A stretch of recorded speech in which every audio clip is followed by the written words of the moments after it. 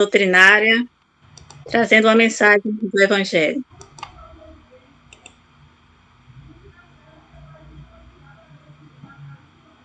Capítulo 24, não coloqueis a candeia sobre o alqueire. Candeia sobre o alqueire. Porque Jesus fala por parábolas.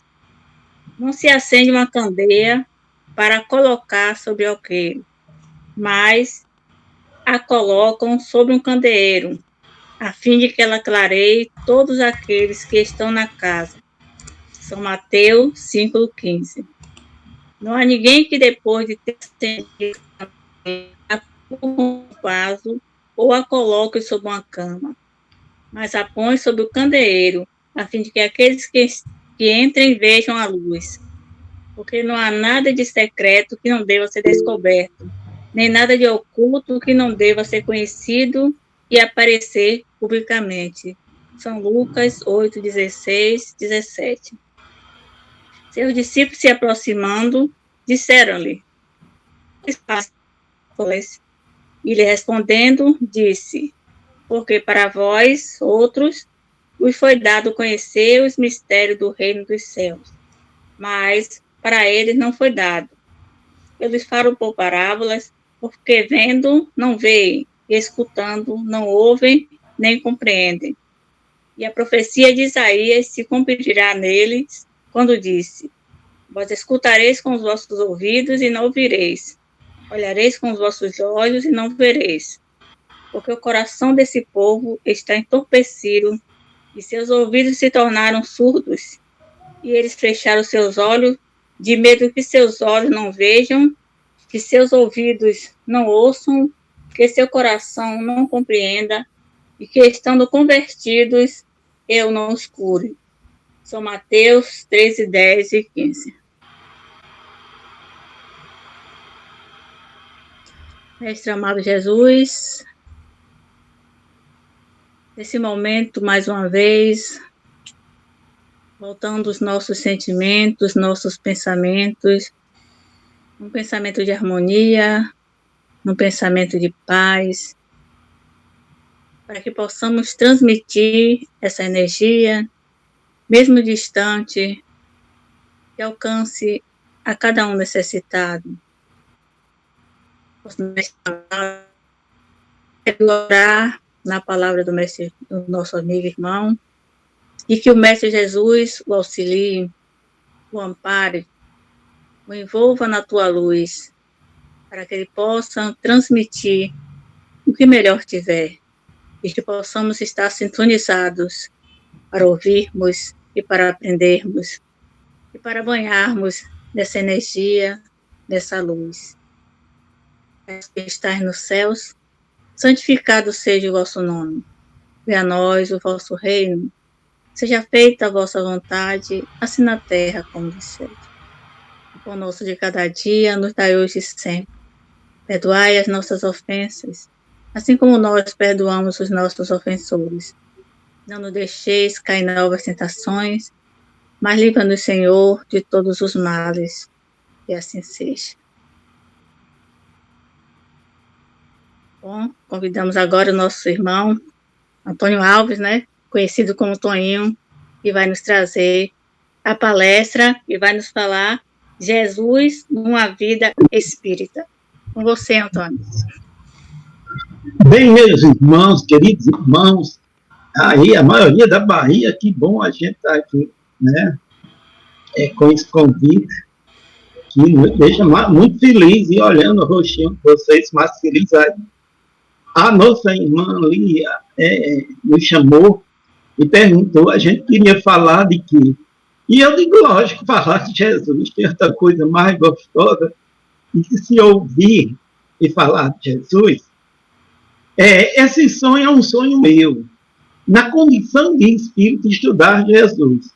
Porque eu via os crentes evangélicos estudando Jesus, tem seminários, tem até faculdade, eles têm para estudar Jesus, pega os evangelhos entre minúcias e detalhes. E eu confesso a vocês que tinha uma certa inveja, dava vontade de entrar até num seminário, fazer curso de teologia junto com os crentes. Mas até essa visão, esse sonho, é um sonho de muita gente da doutrina, do espiritismo.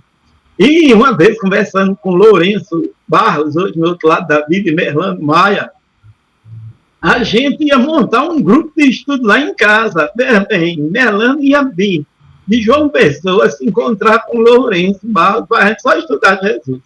Assim, entrando nas minúcias dos 4 evangelhos. Mas a vida não deixou.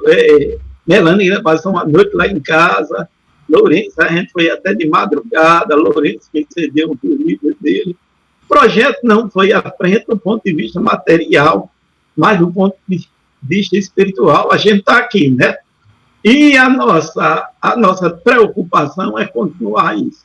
Nos animamos muito, estamos muito felizes quando vimos um grupo do CEA, do Centro Espírita Amor Luz, aí de Candeias, fazer um estudo. Estão estudando São Mateus, como Emmanuel faz.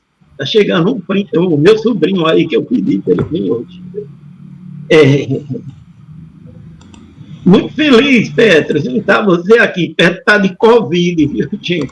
Mas está de licença médica e está hoje aí no seminário, colocando bem vibrações para ele, para que ele restabeleça a cura dele e da sua esposa. Seja bem-vindo, Petras, lá do Paulista, aqui, perto de Olinda. Então, gente, estudarmos Jesus, eu ver o grupo do CEAL dedicado, batalhando, estudando, me fez muito feliz. E eu acredito que mais e mais gente entre nessa dinâmica do... Deixa eu...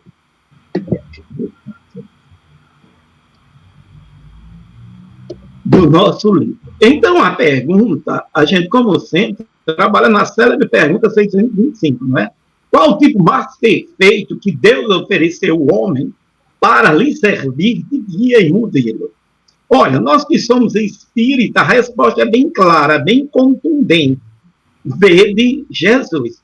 Então, como todas as religiões cristãs buscam Jesus, nós temos que buscar Jesus. Mas buscar Jesus com que ordem? Com que visão? Eu me lembro, uma das leituras que eu fiz de Emmanuel disse que para entender Jesus é preciso uma ótica que só o tempo e a perfeição nos dá. Porque por mais que a gente tente ler e compreender Jesus, a gente fica distante ainda da sua realidade. Mas hoje nós temos o quê, gente? Nós temos alcance a comunicação dos mortos, reencarnação, continuação da vida após a morte, realidade quântica, mundo invisível. Então, a gente tem uma série de instrumentos para compreendermos Jesus, não é isso? E eu ontem fazia uma análise que eu acho bem interessante. Jesus, criador de tudo, vamos dizer assim, como diz o próprio evangelista João, aquele que antes de ser já era, não é isso? O divino mestre Jesus foi o criador. E ele vem na condição de uma pessoa comum como a gente. Veja como é interessante, eu estava analisando esse processo.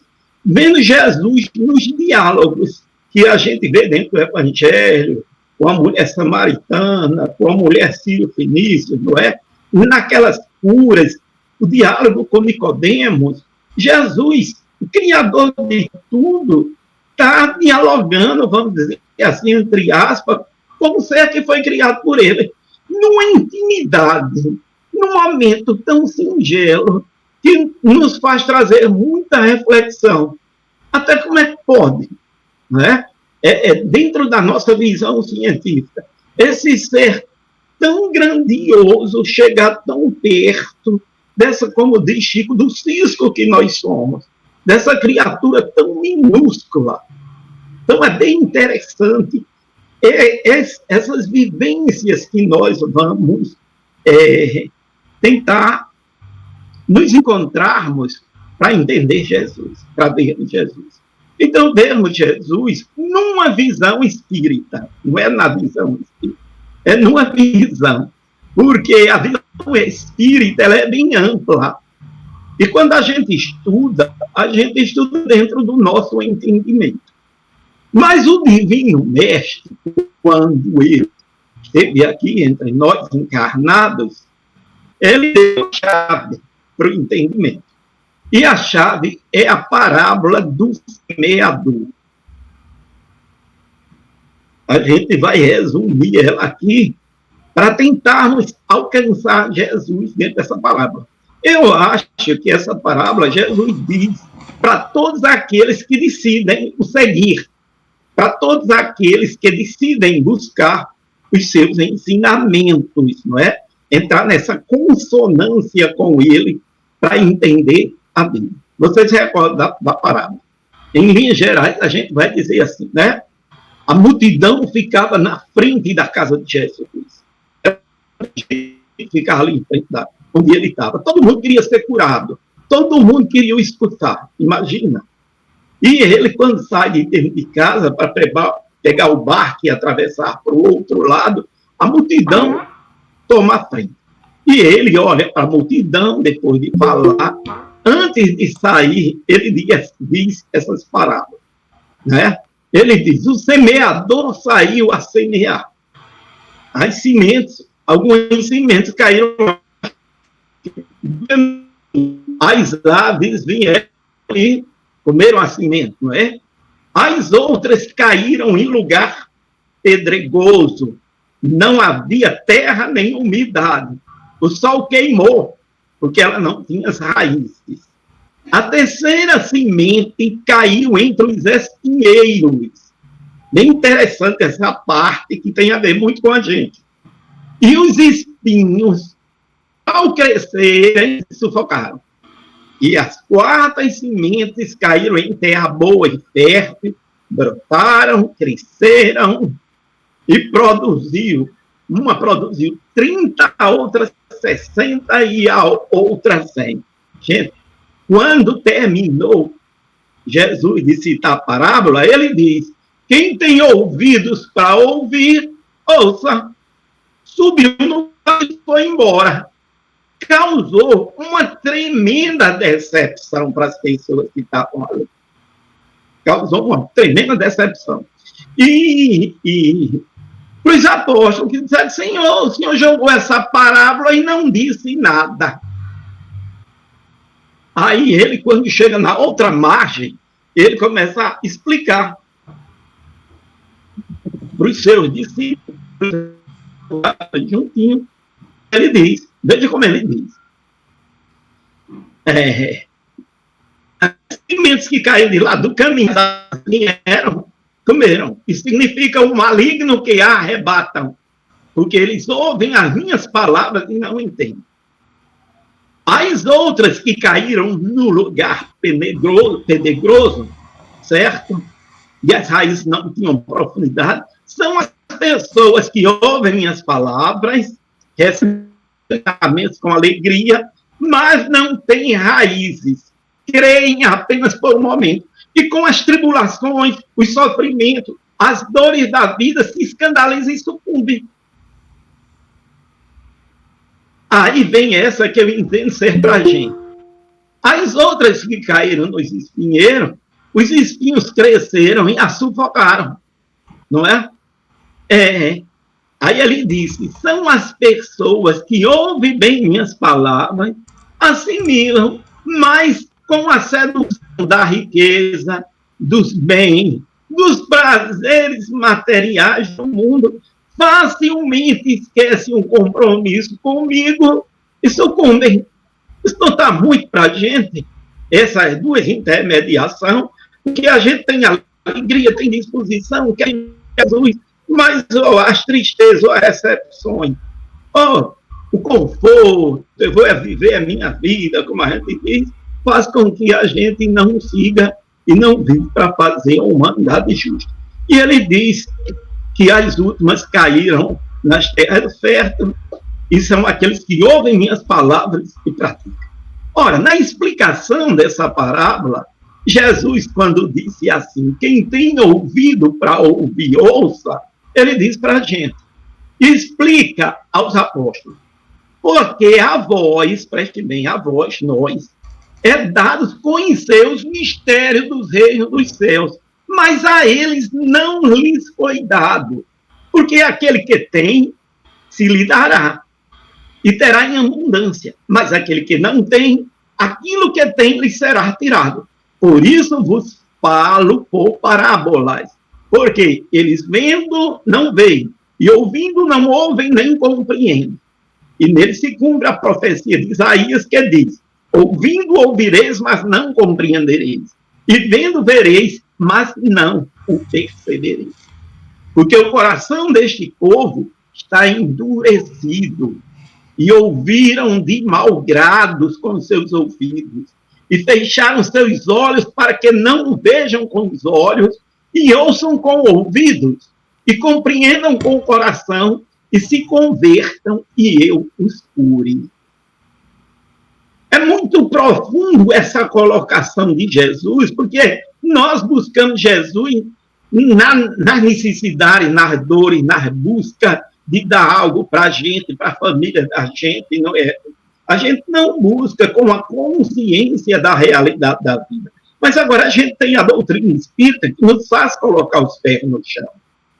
Então é preciso a gente ter o entendimento e saber o porquê da dor. Certo? E aí Jesus é muito mais profundo nessa parábola do semeador, que é no começo do seu ensinamento, ele diz, mas bem-aventurados os vossos olhos, porque veem, os vossos ouvidos, porque ouvem. Porque em verdade eu vos digo, isso é lindo, eu acho, que muitos profetas injustos deveriam ver o que vós vedes e não viram, e ouvir o que vós ouvis e não ouviram. Gente, muita gente pode estudar os evangelhos de Jesus, ir para seminário, ler, tirar diploma de doutor, mas se não tiver essa condição, essa capacidade, não é, de ouvir, a gente não vai alcançar a Jesus. Por mais que você se esforce, porque o nosso coração está cheio de quê? De interesse. Utilizamos Jesus para atender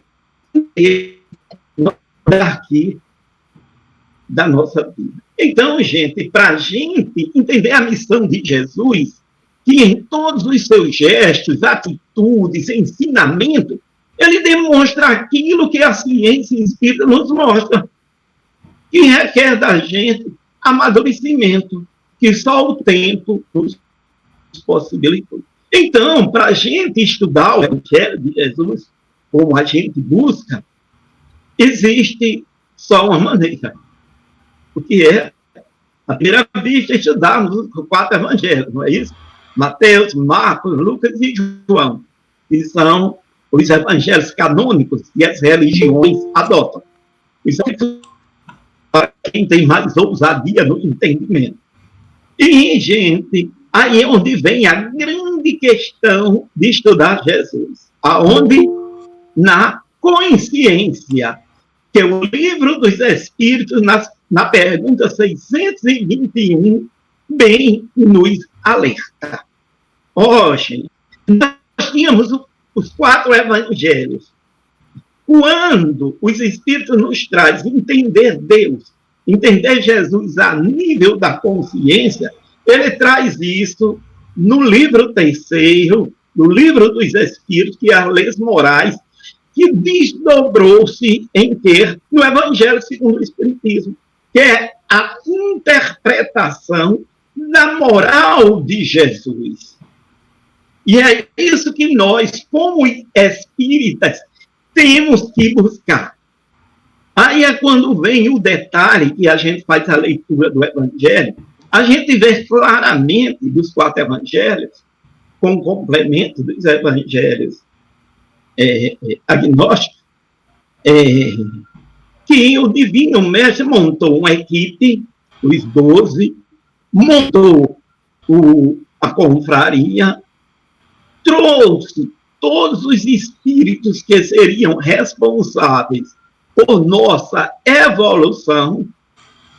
Se você ler o Evangelho, você vai verificar bem. Ele, na escolha dos 3, Pedro, João, Tiago, que estavam mais juntos, dos 12, depois daqueles que os circundavam, depois, conforme Lucas diz o bem, antes da parábola do bom samaritano, que é os 72, quando Jesus vai separando de 2 em 2 pessoas para levar à frente a sua missão. E, por último, quando ele, já como fantasma, como espírito, aos 500 da Galileia. E, por fim, nós, aprendizes no tempo e no espaço, para entender o que é essa verdade evangélica. Mas quando a gente estuda o Evangelho, Jesus nos para a gente ter o entendimento espírita de uma forma muito interessante. Vocês observem que Jesus sempre coloca o termo verdade. Verdade. Sou o caminho, a verdade e a vida. Ninguém tem o Pai, senão por mim. Conhecerei a verdade e a verdade vos fará livres. Não é isso? E vem a indagação para a gente, o que é verdade? Vocês sabem o que é verdade? Nós temos a verdade. Diz assim, eu sou a verdade. O que quer dizer com isso? Isso é uma das coisas que me intriga. O que é a verdade, meu Deus? E na leitura dos evangelhos, o grande encontro de Jesus é com a mulher samaritana. É um encontro que chama a atenção de todos os teólogos, porque todos os estudiosos dos evangelhos de Jesus. Porque, dizem estudiosos, esse é o ápice do cristianismo. Por quê? Vocês lembram muito bem, Jesus chega ao poço de Jacó, não é isso? Os discípulos saem, vão comprar alimento, ele fica sozinho. Mas acredito que esse texto é apenas registrado por João Evangelista. Eu acredito que João estava ali, porque ele escuta o diálogo. E ele repassa esse diálogo para a posteridade. Não é? Quando ele diz, mulher, dai-me de beber. Porque da água que tem para te beber, se beberes dela, jamais terá sido. E Jesus, lá na frente, sempre ele repete isso. Eu sou a água viva. O que quer dizer isso? Água viva. Nós sabemos que o planeta Terra se chama água. O princípio da formação do laboratório Terra e a gente, na senda da evolução, partimos no ser material, né, dentro da concepção da água.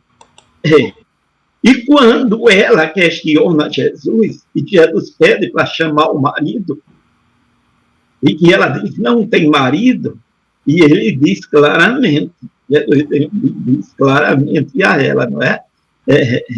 Disseste bem que não tem marido. Porque esse que estás contigo não é teu, e tivesse mais 5 maridos.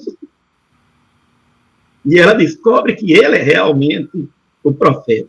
Mas tudo isso é para trazer o questionamento na mente dos estudiosos do futuro. Porque ela diz assim, veja como é interessante o texto agora. Disse-lhe a mulher, Senhor, vejo que és profeta. Nossos pais adoraram neste monte, e vós dizeis que é em Jerusalém o lugar onde se deve adorar. Aí vejam a resposta de Jesus, certo? Diz-lhe Jesus, mulher, crê-me que a hora vem, quando nem neste monte, nem em Jerusalém adorareis o Pai. Mas adorais o que não sabeis. Nós adoramos o que sabemos, porque a salvação vem dos judeus. Aí Jesus diz a ela, porém a hora vem e é agora, a partir do momento de Jesus de Nazaré, em que os verdadeiros adoradores adorarão o Pai em espírito e verdade. Olha ele colocando a palavra verdade aí. O que é adorar o Pai em espírito e verdade? Aí Jesus fecha, veja como é interessante. Porque o pai procura a tais que assim o adorem. Deus é espírito, e importa que os que adorem, adorem em espírito e verdade. Então, o que é adorar em espírito e verdade? Aquilo que a doutrina espírita nos mostra. Adorar ao nível de quê? Da consciência, não é isso? Nos libera dos templos, nos libera dessa conceituação de ajoelhar-se, de rituais. Não. Agora é no templo da transformação moral e a gente começa a ter a luz do que é verdade. Mas, gente, o grande momento que Jesus, na despedida, vamos dizer, do universo material, é quando ele encontra. É quando Jesus toca na verdade com toda uma ênfase para a gente. O que é a verdade? Volta a perguntar. Quando Pilatos levam para fazer o julgamento, até sua esposa, Cláudia, né? Pede, porque teve sonho com aquele justo à noite e não conseguiu dormir, e liberta esse homem. Mas Pilatos tem a questão política. Mas mesmo assim ele vai tentar. E quando ele chega a Jesus, ele faz a pergunta. Não é? Faz aquela pergunta a Jesus. Se Jesus, de onde era o reino? Porque diziam que Jesus tinha um reino. Aí Jesus responde, veja como Jesus responde. Meu reino não é deste mundo. Se meu reino fosse deste mundo, pelejariam os meus servos para que eu não fosse entregue aos judeus. Porém, agora, vê o termo, agora, nesse momento, Jesus diz a Pilatos, meu reino não é daqui, não é desse mundo. Certo? Aí Pilatos vai e diz, então tu és rei, estás admitindo que és rei, porque tu estás dizendo que tem reis. Aí Jesus responde, tu dizes que eu sou rei, e para isso eu nasci, e para isso vim ao mundo, para dar testemunho da verdade. Todo aquele que é da verdade e ouve minha voz. Estão entendendo? Jesus finaliza o quê? O que é que a gente tem que procurar? A verdade. É uma interrogação que Pilatos olha para Jesus nesse momento e ele pergunta a Jesus, e o que é a verdade?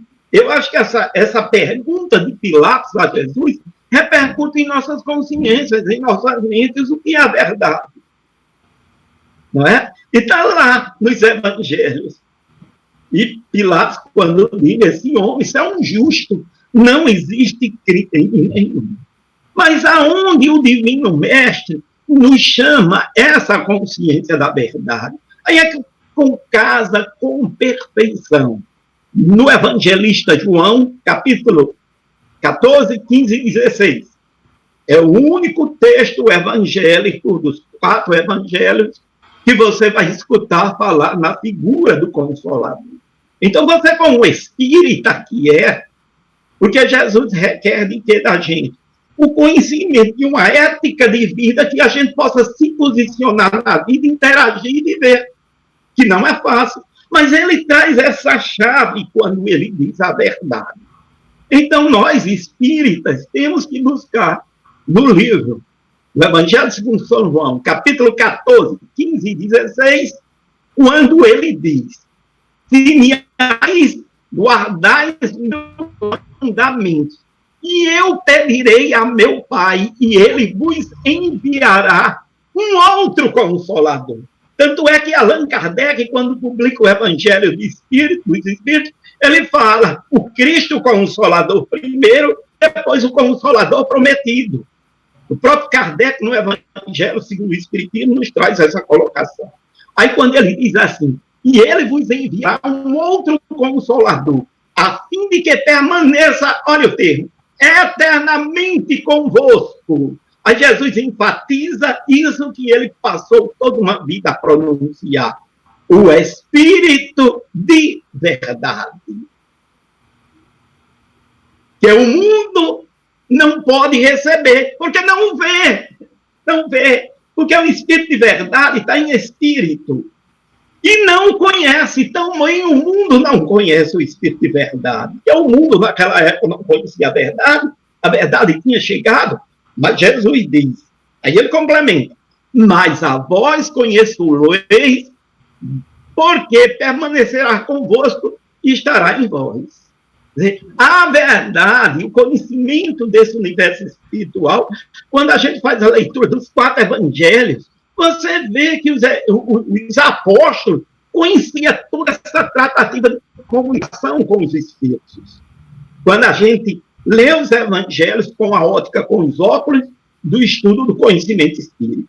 Mas aí Jesus enfatiza. Mas o Consolador, que é o Santo Espírito, que é o Santo Espírito, que o meu Pai enviará em meu nome, vos ensinará todas as coisas e vos fará relembrar de tudo aquilo que eu vos tenha dito.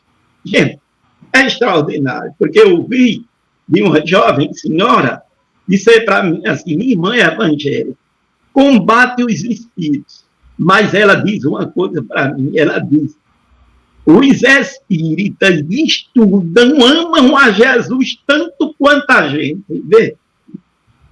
É aquele reconhecimento que nós só temos realmente um caminho para qualquer doutrina, para qualquer religião, para qualquer caminho, senão Jesus. E João continua, porém, digo-vos a verdade, que vos convém que eu vá, porque se eu não for, se Jesus não for, o Consolador não virá para vós. Mas se eu for, vos enviarei. Ora, gente, aí Jesus diz claramente que ele está concluindo a parte dele para quem entre agora, o Espírito de verdade.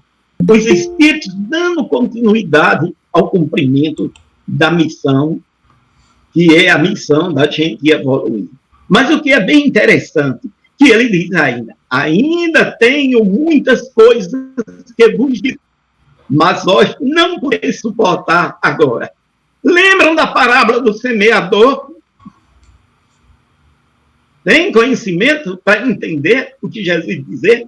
Aí ele diz, porém, quando vier aquele Espírito de verdade, ele vos guiará a toda a verdade. Porque não falará de si mesmo. Não. Falará de quem? De quem? Anunciará todas as coisas que haverão de vir. Não é? Porque há de receber do que é meu e vou anunciar. O que é que Jesus faz? Repassa para os espíritos todo esse conjunto de ensinamento que a gente deve e a gente dá. Aí, olha, gente, como é lindo a colocação dos espíritos, traduzindo essas verdades do Divino Mestre. Quando a gente pergunta, os bons espíritas, está no Evangelho segundo o Espiritismo, nos trazido como Allan Kardec, por Allan Kardec. Olha como a frase é bem feita, gente.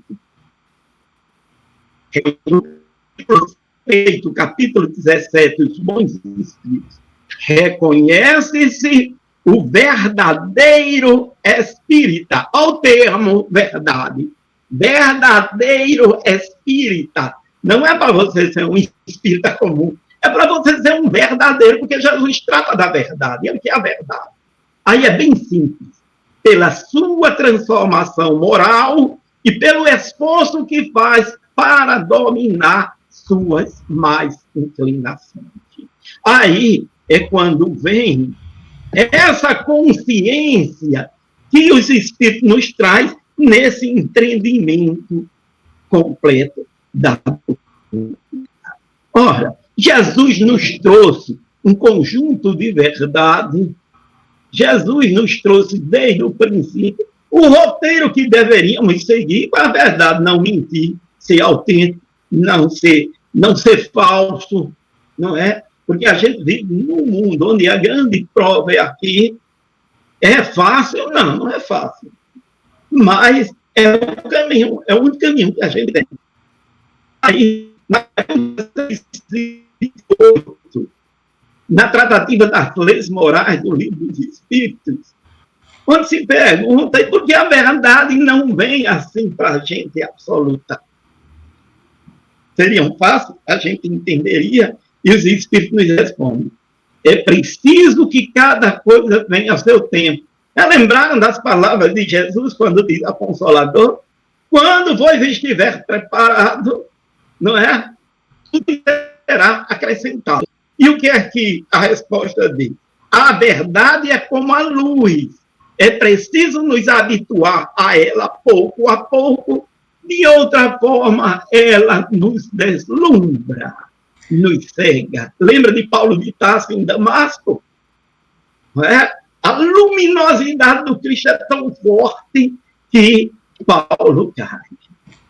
Mas o que é que a gente vê? A gente entra numa parte, para um pouquinho no conceito da verdade pura, que é a verdade filosófica, que é a verdade de superação dos nossos defeitos, do conhecimento de si mesmo, que é aquela última pergunta da perfeição moral do Livro dos Espíritos. A última pergunta: conhece-te a ti mesmo, a consciência dos meus erros, das minhas falhas, de como tenho que me superar a não causar mais tanto dano como eu causo. Então, a primeira tratativa que a gente faria na primeira parte desse nosso trabalho, de buscarmos a Jesus numa visão espírita, a gente entra numa segunda parte, dentro do conteúdo, certo? Que os evangelhos buscam. Mas agora a gente vai buscar numa visão espírita. Olha, gente, todos vocês sabem, continuação da vida após a morte, não é? Comunicação com os mortos, mundo invisível. Quando a gente lê os evangelhos, a gente vai ver que Jesus só falou disso. Se eu leio os 4 evangelhos da Bíblia quando possível. A missão de Jesus foi apenas 3 anos. Durante 3 anos que Jesus passou, você vai encontrar Jesus sempre dizendo aos discípulos, aos apóstolos, certo? Ora, gente, vão me pegar, vão me maltratar, me bater, me crucificar, pregar numa cruz, eu vou morrer, depois ressuscitarei para estar junto de vocês. Vocês sabiam que os estudiosos dos evangelhos e do cristianismo, que estudam nas academias, nas grandes escolas, diz que o cristianismo é uma grande farsa. Ele é fundamentado em uma coisa que a ciência não pode provar, a ressurreição. Porque até hoje, diz, o cristianismo é fundamentado, pode buscar isso na internet, na ressurreição de Jesus. Existe isso? Existe ressurreição? Não.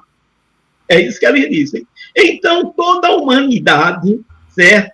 2 bilhões e quase 500 milhões de seguidores de Jesus se fundamenta num fato que não tem contexto científico, que um homem morre e depois ressuscita, e todo mundo passa a acreditar.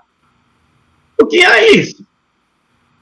Acreditar que a vida continua depois da morte, que existe ressurreição. Quem prova isso? O que é que a gente pratica? O que é que a gente vivencia na casa espírita? Se não, ressurreição, continuação da vida após a morte. É isso que é a base do cristianismo. Então, está aí a doutrina espírita revigorar, a estruturar todo o fundamento do cristianismo que a ciência não acreditava. E nos 3 anos de Jesus, ele diz que isso que eu acabei de dizer. Primeiro, ele diz, na primeira predição, está registrado, Mateus 16, Marcos 8, Lucas 9. Quando Pedro reconhece a identidade de Jesus. Desde esse tempo, Jesus começou a mostrar aos seus discípulos, olha o texto bíblico, que ele era preciso ir a Jerusalém e disse ao discípulo que é necessário que o Filho do Homem sofra muitas coisas, seja rejeitado pelos anciãos, ao 3º dia. E Pedro foi repreendendo por causa disso. Que é isso, Jesus? Você vai morrer e vai ressuscitar. Acaba com isso, isso não existe.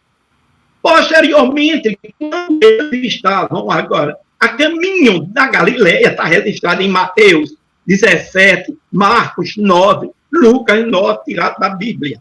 Jesus diz: o Filho do Homem será entregue nas mãos dos homens e matá-lo-ão, e ao terceiro dia ressuscitará. E eles se entristeceram muito. Eles começaram a acreditar que Jesus ia ser morto, mas teriam dúvida que Jesus ressuscitaria.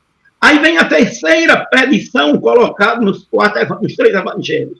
Mateus, Marcos, Lucas. Mateus 20, Marcos 10, Lucas 18.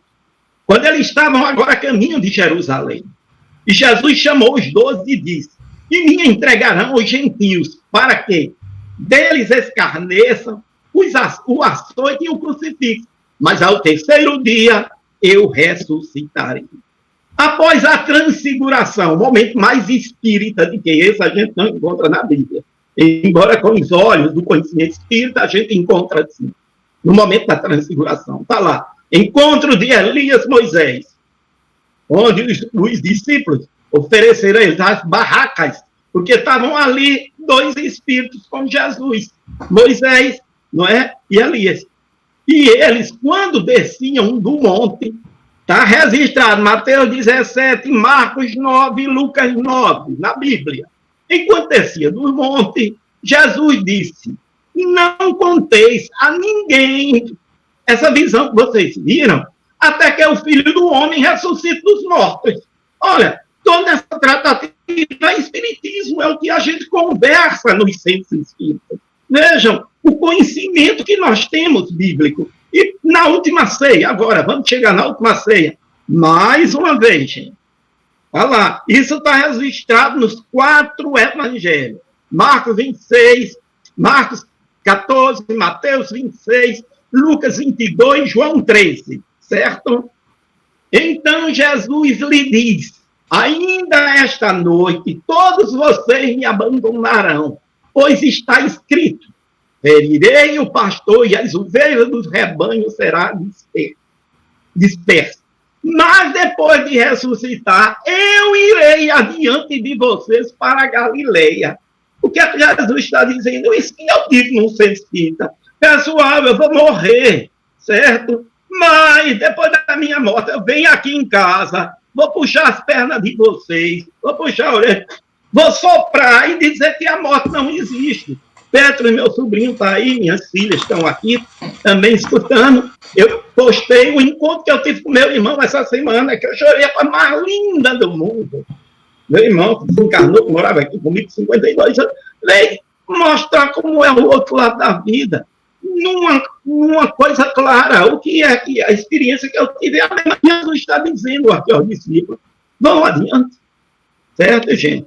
Aí, nós chegamos na morte de Jesus. Esse é mais espírita, é tão espírita quanto o momento da transfiguração. Pegue os 3, tá? Nos 4, pegue a Bíblia, vamos ler a Bíblia, como o grupo aí do céu lê, né? Do céu lê.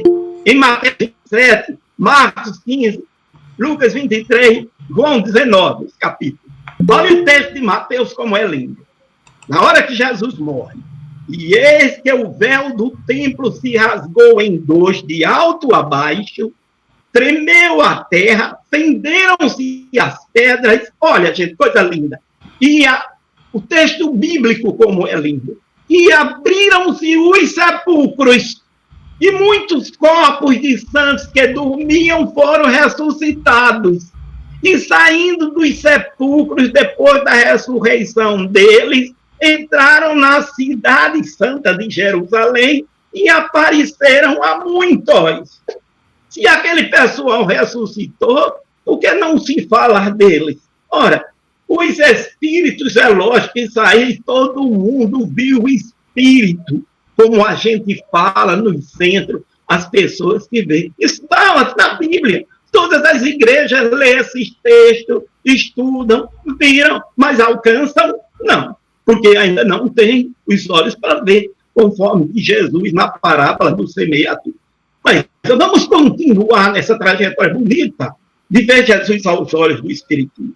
Chegamos no sábado do sepultamento, Arimateia e Nicodemos leva o corpo de Jesus, conforme ele havia prometido, E o que é que diz o texto lá em Mateus 27, versículo de 62 a 66? Diz assim: o templo, nos 2 dias, o túmulo estava guardado por soldados para que não houvesse a retirada do corpo de Jesus e não acontecesse a ressurreição. Olha o texto bíblico. Lembremos do que aquele impostor disse em vida: depois de 3 dias ressuscitarei. Todo mundo sabia que Jesus falava que ele ia ressuscitar, todo mundo. Até os doutores da lei que botaram, né? E quando chega no domingo, aí vão as mulheres lá cuidar do corpo de Jesus. Quando vão entrar no túmulo, encontram os anjos, 2 anjos, no dizer de Marcos Evangelista, ele chama de um homem, né? Cada apóstolo interpreta a sua maneira, está registrado em Mateus, Marcos e Lucas. Aí diz o texto, o anjo chega e diz assim: vão depressa, diga aos discípulos que ele ressuscitou dos mortos e está indo adiante de vocês para a Galileia. Lá vocês o verão. Note que vocês já foram avisados. Por quem? Pelo próprio Jesus.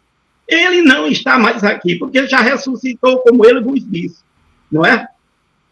Que quando ele estava indo para a Galileia com vocês, veja que o anjo é toda uma tratativa da continuação da vida depois da morte, está nos evangelhos.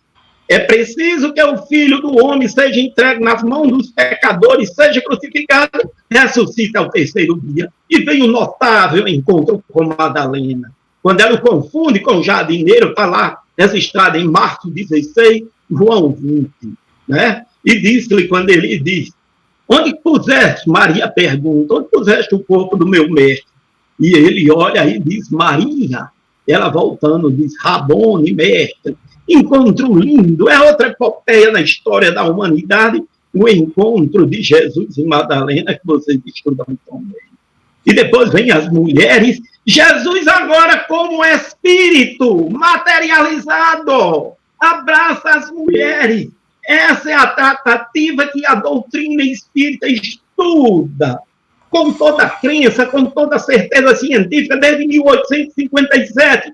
Olha o espiritismo reabilitando a verdade do cristianismo diante de todos os conceituados homens de ciência. E este Jesus veio ao encontro delas e disse-lhe: não tenham medo. Vão dizer a meus irmãos que se dirijam para a Galileia, e eles lá me encontram.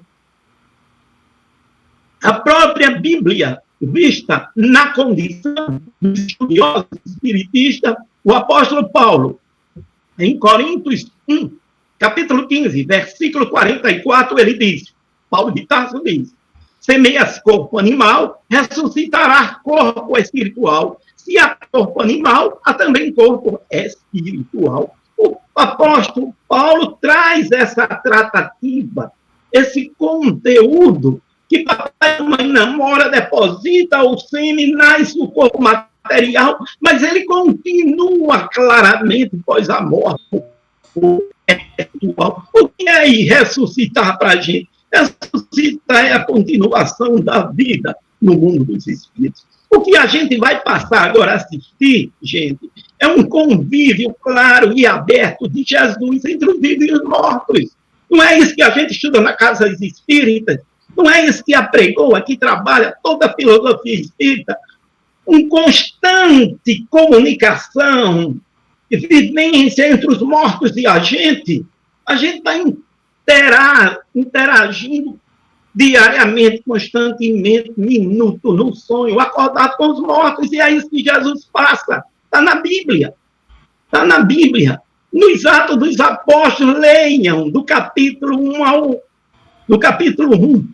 Vocês vão ver logo no começo, tudo isso que eu falei é retratado por Lucas nos Atos dos Apóstolos. E Jesus vai passar agora 40 dias aparecendo 10 vezes como Espírito a quem? Aos seus discípulos, a todo mundo. Primeiro no caminho de Emaús, quando ele encontra-se, não é, com Cleófas e o apóstolo João, que diz, vocês estão tristes, não sabem, o nosso mestre se foi. E depois ele descobre que é Jesus, Jesus senta, come peixe com ele.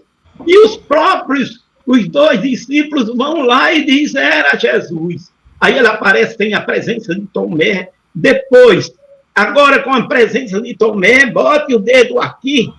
Ora, depois com os 7, na famosa pesca que ele manda Pedro puxar, reaparece aos 500 da Galileia, gente. A coisa mais linda do mundo. Leiam o livro A Boa Nova de Humberto de Campos, antepenúltima página, a última, lá no cantinho.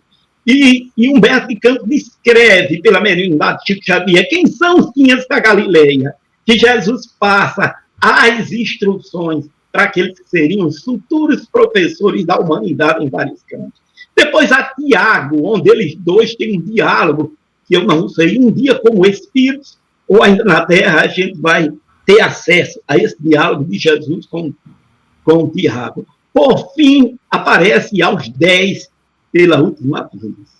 E Jesus diz claramente, foi-me dar toda a autoridade nos céus e na terra, no mundo dos vivos, no mundo dos mortos. É lindo porque ele diz, ensinando-os a obedecer a tudo que eu ordenei a vocês, e eu estarei sempre com vocês até a consumação dos séculos. Conforme ele falou a todo aquele pessoal no encontro com o Consolador. Mas quando Jesus se vai, ele vem, a primeira reunião mediúnica da história da humanidade, dia de Pentecostes, na casa de Pedro. Olha, gente, o que é que diz o texto lá de Atos dos Apóstolos? Capítulo 2, diz o seguinte, chegando o dia de Pentecostes, estavam todos reunidos no mesmo lugar. De repente veio do céu um ruído, como se soltasse um vento impetuoso, e encheu toda a casa onde estavam sentados. Apareceu-lhes então uma espécie de língua de fogo, que se repartiram e pousaram sobre cada um deles. Ficaram todos cheios de Espírito Santo e começaram a falar em línguas, e conforme o Espírito Santo lhe concedia que falava. Na pergunta 88 do Livro dos Espíritos, quando definem um espírito, como é o espírito, os mortos dizem para a gente, os espíritos, se quiseres, é uma chama, um clarão ou uma centelha etérea. Ela varia da sombra ao brilho do rubi. Veja, é uma língua de fogo que eles viam no dia de Pentecostes. Para a gente ter uma consciência da universalização da comunicação mediúnica, o texto dos apóstolos, Atos de Paulo, capítulo 2, versículo 4 a 11, tinham pessoas de todas as religiões, as regiões conhecidas, onde se produziu aquele fenômeno. Depois disso, é quando chama a atenção dos estudiosos do cristianismo. É porque, veja a atenção que se chama, porque os apóstolos, após a morte de Jesus, saíram, foram para o lugar onde Jesus foi julgado, começaram a defender, a provocar. Eles entram no templo, João e Pedro, no momento que o templo estava mais cheio, para falar de que Jesus estava vivo. E é quando ele cura o coxo que está na porta do templo que ele diz, não tenho prata nem ouro, mas o que tenho lhes te dou.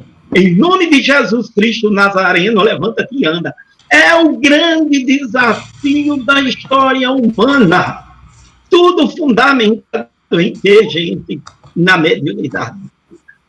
Então, o que nós trazemos é apenas um estudo, certo? Sobre a visão que nós devemos procurar de Jesus dentro da Bíblia, não é? Que é o nosso próximo passo. Kardec, estudem o Evangelho segundo o Espiritismo, logo no começo, quando Allan Kardec diz o objetivo da obra, ele diz por que não coloca tudo do Evangelho e traz apenas as questões morais. Porque o primeiro momento para a gente adquirir a moralidade é entender as leis morais, que está tão bem explicado no livro dos Espíritos, no livro 3, não é isso? Bem interessante. E depois Kardec desdobra esse capítulo 3 no Evangelho segundo o Espiritismo com relação à moralidade de Jesus. Mas, em síntese, para a gente, quando diz fora da caridade não há salvação, o que é caridade? Caridade é exercer o amor com justiça. A gente exerce o amor de forma egoísta, conforme diz Kardec. Então, a grande tratativa do Espiritismo é nos dar a consciência de exercermos amor com justiça. Daí, Antônio de Pádua diz assim: cessem palavras e façam-se obras.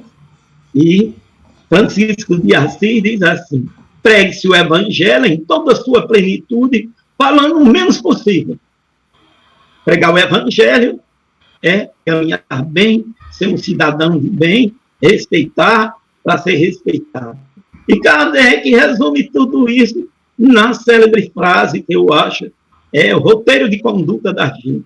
Reconhece o verdadeiro espírita pela sua transformação moral e pelos esforços que você faz para dominar suas más inclinações.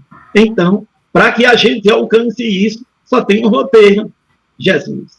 Muita paz, agradeço a boa vontade de vocês.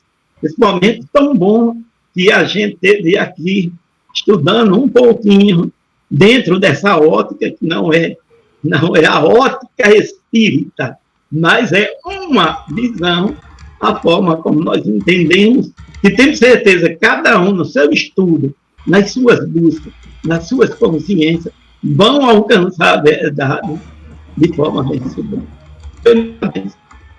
Beijo grande.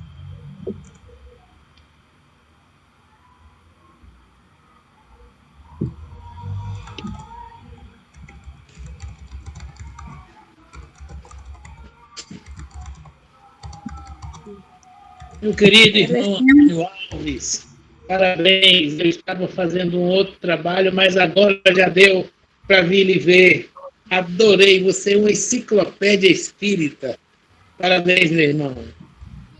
A minha alegria, a festa do meu coração é ver vocês aí. Beijo grande, Estevam. Vanusa, beijo grande. Marido. Obrigado também pelo esclarecimento, Toninho. Muito bom ouvi-lo. Beijão, tá sempre junto. Agradecemos ao nosso irmão. Meu irmãozão. Vamos fazer a nossa prece, meus irmãos, e depois, quem tiver pergunta e observação, faz ao nosso irmão Antônio. Vamos agradecer ao Mestre Jesus. Obrigado, Senhor, por mais esse momento. Obrigado por blindar nossos ouvidos com as palavras do nosso irmão, que nos iluminou, que nos envolveu, e o que o Mestre Jesus continue o abençoando, o iluminando, desenvolvendo no momento de luz, no momento de paz. Que possamos, Mestre amado, aproveitar esse momento e expandir a nossa energia, expandir os nossos bons pensamentos a todos aqueles que necessitam. Possa ser levado aos hospitais, a todos os lares, onde tem um enfermo, onde tem alguém triste, onde tem alguém se sentindo abandonado. Que o Mestre Jesus possa enviar seus emissários celestiais até onde não podemos. E obrigado mais uma vez, Mestre amado, por nos dar essa oportunidade de nos reunirmos, de trocarmos as nossas energias e nos envolvermos na luz de amor, na luz de paz. Obrigado, Mestre Jesus, e que tenhamos uma noite de trabalho, uma noite de estudo, uma noite de paz. Que assim seja. Assim sim. Pronto, meus irmãos.